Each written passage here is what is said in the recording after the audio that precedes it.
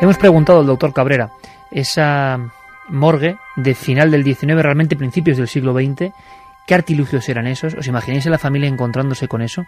Que vayas a vivir, la madre lo sabía, a una casa y que sea una funeraria y morgue de aquel tiempo. ¿Cuáles eran esas prácticas? ¿Es exageración lo que cuenta este libro o la película? El doctor Cabrera, ¿quién mejor?, nos cuenta cómo eran esas formas de embalsamar y qué instrumental se manejaba. Vamos a ver, esto es muy interesante porque las morgues, o lo que es una sala donde hay una plancha metálica o de piedra para hacer una autopsia de un cadáver, eso no ha variado mucho a lo largo de las civilizaciones. Es decir, la plancha de losa donde los egipcios embalsamaban al faraón muerto es muy parecida a la plancha de mármol habitualmente que han tenido las morgues a lo largo de todos los siglos. Solo en el siglo XX se han empezado a sustituir esas mesas por metal, acero inoxidable. Por lo tanto, a finales del siglo XIX, lo que se conoce como morgue o sala de autopsias o de embalsamamiento de cadáveres era una losa de mármol con un desagüe para los líquidos, con 4 patas que habitualmente sí eran de metal, una luz blanquecina muy baja, que era de gas, lógicamente, y después unos utensilios. Y regresamos ahora, pero os dejamos con cómo eran esos utensilios y esas prácticas. Doctor Cabrera. Se conocían todo tipo de bisturís, costotomos, separadores, etcétera, que eran lógicamente de metal tipo acero, porque ya se conocía el acero, y eso era única y exclusivamente lo que se podía tener, salvo, aparte de líquidos, botellas, recipientes para rellenar agua, líquidos con resinas o con formol, todo ese tipo de líquidos que se usan en las morgues. Eso era, a bote pronto, una morgue del siglo XIX. Es muy difícil saber, a finales del XIX, qué rayos, con perdón de la expresión, hacían los funerarios o los tanatólogos de la época, pero desde luego la base de cualquier embalsamamiento o de cualquier ritual es el sangrado del cuerpo, es decir, el vaciado de todos los líquidos de ese organismo. Eso se hacía con unas incisiones en los vasos grandes y introduciendo otro líquido por otro vaso más arriba del cuerpo para empujar esa sangre que se había coagulado. Ese era el procedimiento habitual, vaciar de sangre ese cuerpo.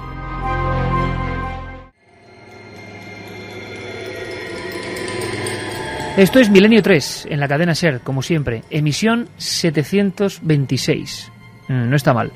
Jeremy Martínez en los mandos de la nave musical, en estos ambientes tan especiales, utilizando diferentes sintonías para ponernos en situación. Una historia ocurrida en abril de 1986 que no conocíamos y que Hollywood ha llevado a una película llamada Exorcismo en Connecticut. Curiosísimo, seguro que casual, pero curiosísimo el nexo entre la primera historia y la segunda. También en la Universidad de Connecticut surge la gran polémica sobre el cráneo de Hitler. Van a ser solo 2 de los temas que nos ocupen, con Fermín Agustí, Carlos Largo, que han trabajado de lo lindo. Juan G. Vallejo, buenas noches. Buenas noches, Iker. ¿Conocías el caso? No tenía absolutamente ni idea. Además, no he tenido la fortuna de ver la película y me parece de los casos de fenómenos poltergeist más espectacular, porque al final el exorcismo, que sí existe, es sobre inmuebles, no sobre personas. Bueno, más que poltergeist, muchos dirían Casa Encantada, ¿no? Los que saben de estos temas dicen Casa Encantada, que ha habido una serie de crímenes.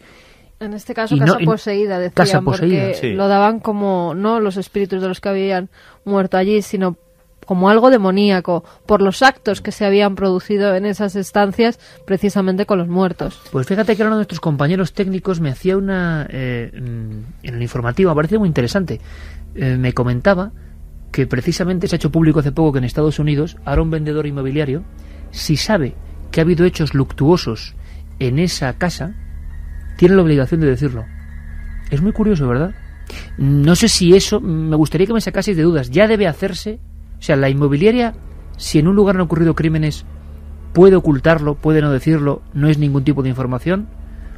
En Estados Unidos parece que ahora hay esa obligación. Quién sabe si porque ha habido problemas de este tipo. Claro, pero allí no habían muerto, ya llegaban muertos. Claro. Bueno, y aparte, en España, que yo sepa, la legislación no dice absolutamente nada de ello. Tú conoces casos famosos en Madrid mismo, como el de la calle Luna, y otros como el caso en Vallecas, otros lugares donde, bueno, se pueden vender inmuebles donde han sucedido fenómenos poltergeist y no hay por qué comentarse a nadie, ni siquiera crímenes ni asesinatos, es que no tiene por qué.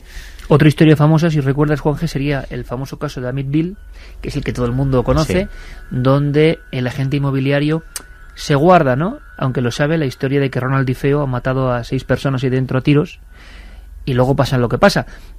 No sé qué nexo hay, pero en este caso yo creo que es de lo más dramático, y ya no digamos lo que contaba el doctor Cabrera, buen conocedor y gran crack de la comunicación, comentando lo que era la morgue, ¿no?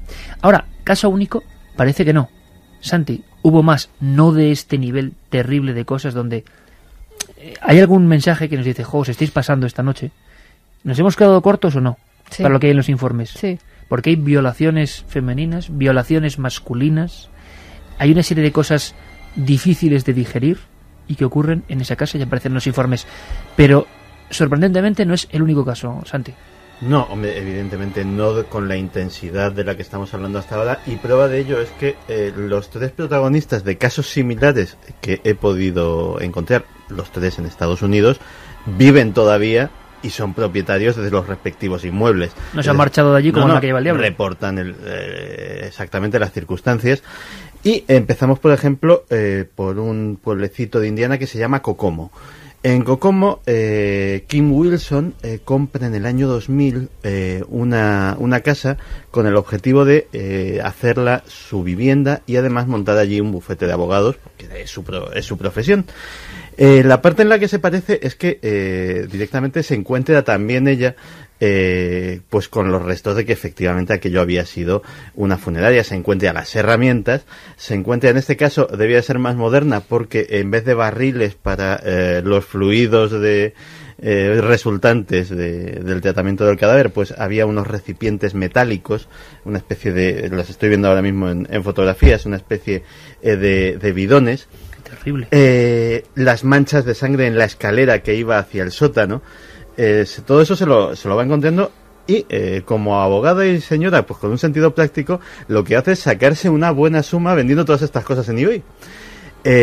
Las vendió en eBay. Sí, las herramientas, etcétera, etcétera. Dijo, bueno, antiguos instrumentos. Pragmática era, desde luego. Le puso su anuncito de antiguos instrumentos de una funeraria, tal. Parece ser que hay aficionados a coleccionar este tipo de cosas, porque parece ser que consiguió una buena suma. Y lo que empezó a detectar, sobre todo con la gente que trabajaba con ella, es que le empezaron a hablar de que oían susurros por los pasillos, de que... el mismo fenómeno que se oye aquí. Efectivamente, de que oían voces y de que veían sobre todo sombras, como muy bien ha dicho Carmen, muy similarmente a su caso, digamos en el margen de su vista, por el rabillo del ojo. Un día ella misma acabó viendo a 3 figuras en un salón, en el salón enorme. 3 también, igual que el caso. En el salón, reunidas, y bueno, pues digamos que ahí se queda la cosa, es decir, sigue habiendo esos susurros, sigue habiendo ese tipo de cosas, pero no ha ido a más y por tanto... Esto ya es siglo XXI y están las fotos de los bidones antiguos y las fotos de las manchas de sangre. Claro, es que estos lugares, evidentemente, no hay tampoco que satanizarlos, tienen que existir. Claro, los procedimientos eran terribles hace unas décadas, y sobre todo el detalle de que al parecer en esa funeraria, protagonista del caso de Connecticut, había habido necrofilia. Los propios obreros, practicantes, carniceros, quién sabe lo que eran ellos, abusaban de cadáveres. Desde luego la escena es terrorífica. Milenio 3 con número @cadenaser.com. Ya sabéis que pedimos siempre colaboración, opinión sobre el cráneo de Hitler, sobre si por ejemplo escucháis nuestro programa desde fuera de España, o sobre si vivís o conocéis un caso o una localidad con nombre extraordinario, nuestro nomenclator. Milenio 3 @cadenaser.com. En la página web de cadenaser.com ya tenéis vuestro lienzo en blanco para escribir mensajes, y como siempre 7640, palabra clave milenio. Sorteamos 3 Blu-ray de la montaña mágica, 3 Blu-ray. Preguntas. Pues nos dicen de el pelo de punta, son los mejores. Carmen e Iker, saludos milenarios desde Perú, nos lo decía Jesús. Javi nos dice verdaderamente espeluznante, y más aún viendo que es de algo de lo que no puedes huir. ¿Creéis que aún demoliendo esos edificios la energía perdura? Tengo turno de noche, estoy solo en la fábrica escuchando el programa y no sé dónde meterme. Hola Carmen, así se cuenta una historia. Saludos Juan, muchas gracias Juan. Somos Santi y Berta desde Cantabria. Estamos en casa escuchando el programa y ya oímos ruidos por todas partes. Nos gustaría saber cuándo vais a venir. Esperemos que pronto. Cantabria es una localidad que nos atrae muchísimo y tiene muchos misterios. Una comunidad. La historia que cuenta Carmen me está dando más miedo que la peli del Diario de los Muertos que me habéis regalado. Gracias, Alex de Benalmádena. Felicidades por la nueva temporada. En mi opinión, alucinaciones colectivas y niños en edad prepuber y puber son muy sugestionables, nos dice Piedad. Hoy os estáis saliendo, estos sí son mi Iker y mi Carmen. Bueno, nos lo decía Paco desde Madrid. Ojú, Carmen, mi arma, menos mal que refrescaba aquí en Sevilla. Estoy acostada y con la sábana en las orejas. Y no es un cuento, nos decía Pepa. Al final sabemos que del exorcismo en Connecticut quedan, yo creo que varias preguntas abiertas. Precisamente, como decía un oyente, la infancia y la pubertad son lugares comunes para este tipo de sucesos. El hecho de que el pasado de esa casa sea tan terrible y haya el shock de ver los instrumentos también tiene que ser algo extraordinario. Y luego una última pregunta, que yo no sé qué opináis, Santi, Juan G, Carmen, pero que es terrible también, ¿no? Pocas veces habíamos tenido, por lo menos yo no conocía, testimonio, primero sangrante, nunca mejor dicho, y desesperanzador, de un muchacho de 14 años con cáncer en estado muy grave. Pocas veces una persona muy enferma había sido protagonista, pero parece que esa enfermedad también permite estar en cierto umbral, y habrá interpretaciones de todo tipo por ese umbral, ¿no? Lo que hay al otro lado, las visiones, la medicación, los estados alterados de la conciencia. ¿Qué opináis? Hombre, hay una película española muy famosa que es El orfanato, ¿no? Que es la que comenta una de las actrices, que bueno, que los que están, digamos, muy cerca de la muerte tienen un tipo de percepción especial, ¿no? Por estar casi ya con un pie en el más allá. No lo sé hasta qué punto es verdad. Yo las situaciones que he vivido por desgracia, con familiares, ¿no? Que estaban cerca de ese más allá, solamente quizás en una ocasión, ¿no? Con mi hermano sí tuve algunas conversaciones que no quiero recordar ahora, pero que me pusieron un poco el pelo de punta. Eso sí es cierto. Pero bueno, lo que sí me ha aterrado del caso, lo comentaba hace un segundito fuera con vosotros, y que me parece algo de lo más terrible que puede haber en un fenómeno poltergeist, es una violación de ultratumba o del más allá. Que tampoco es el único caso, ¿verdad? Que a la gente le puede parecer algo absurdo, y de absurdo no tiene absolutamente nada. O sea, hay un caso que es el de Carla Morán, que provocó una película que se llama El Ente, donde, bueno, pues pensaban que esta mujer tenía un trastorno del sueño, tenía ese tipo de ataques sexuales por una persona o un ente invisible por la noche. Se le trató como si tuviera una perturbación del sueño por médicos de universidad y en universidades y en hospitales, y se le llegó a detectar un desgarro vaginal. Un caso realmente terrible. Pero hubo un caso anterior, muy poco conocido, que es el de Clara Villanueva, en Filipinas, que incluso llegaba a describir el ser que le atacaba como con una capa negra enfundada, y que le llegó a atacar incluso dentro del hospital en el que ella estuvo. De todas formas, fíjate, si el tema es antiguo, que hay tribus africanas de Centroáfrica, que cuando yo me estuve documentando esto hace muchísimo tiempo, en concreto si mal no recuerdo era del Congo belga, te lo puedo buscar el dato exacto la semana que viene. Hay una tribu centroafricana que las mujeres, cuando su marido fallece, pagan dinero a un hombre que sea, digamos, el más guapo de la tribu, para que haga el amor con ellas. Ellas se dan con grasa y con ceniza en la piel para oler mal, porque tienen la creencia de que su marido puede volver desde el más allá para poder hacer el amor con ellas y violarlas. Entonces, el haberle sido infiel con alguien joven y el untarse con algo que huela mal, permiten que la libre de esta maldición. Ya te digo, es una costumbre ancestral de Centroáfrica que tiene miles de años. La verdad es que es un caso que abre muchísimas vías de reflexión. Como muy bien decías, hay momentos y hay estados. Tú fíjate, si la simple fiebre de una gripe muchas veces ya te coloca en otro sistema operativo, por decirlo de alguna manera, y en otro registro en el cual percibes la realidad sin llegar al delirio y sin llegar a tener ningún tipo de alucinación. Percibes la realidad de una forma muy extraña y muy diferente a cuando estás sano. Pues, y los que lo han pasado pues lo sabrán mejor que nadie, una quimioterapia no es plato de gusto ni muchísimo menos, y es algo que altera absolutamente todo el cuerpo. Pues evidentemente te puede sintonizar con emisoras en las cuales no estamos y no queremos estar normalmente preparados para sintonizar.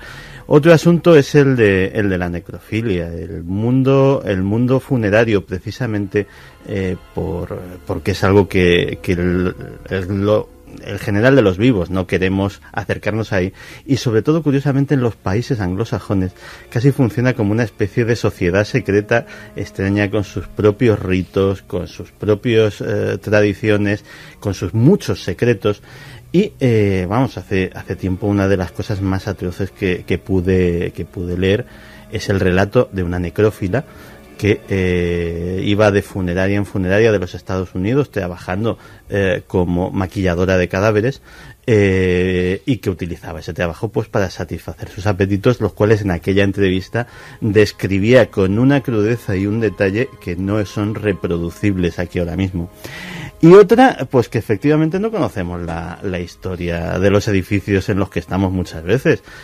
Ya mencioné aquí que, por ejemplo, en Madrid tenemos un centro cultural, el Centro Cultural Galileo, que eso es historia de la ciudad, que fue una gran funeraria. Y hay otro que, por razones obvias, no comentaré, que es un restaurante ahora mismo y que está lleno de gente todos los días, que come, que bebe y que se lo pasa muy bien allí. Con lo cual, muchas veces rascar un poquito en la historia de nuestra ciudad nos puede llevar a sorpresas importantes. El caso podía ser así si solo este chico que estaba sufriendo una medicación muy fuerte, un tratamiento del que luego salió, se recuperó de ese cáncer, fuera él solo el que lo viera. Toda la familia. Pero es que no era solamente la familia podía estar viviendo una obsesión, todos ellos, por vivir en el mismo núcleo. Había un detalle que era una vecina familiar. que veía a una mujer anciana en las ventanas. No solamente la vecina, que ve una mujer anciana en las ventanas, sino los propios investigadores, que van allí con sus cámaras, con sus grabadoras y graban todo tipo de fenómenos.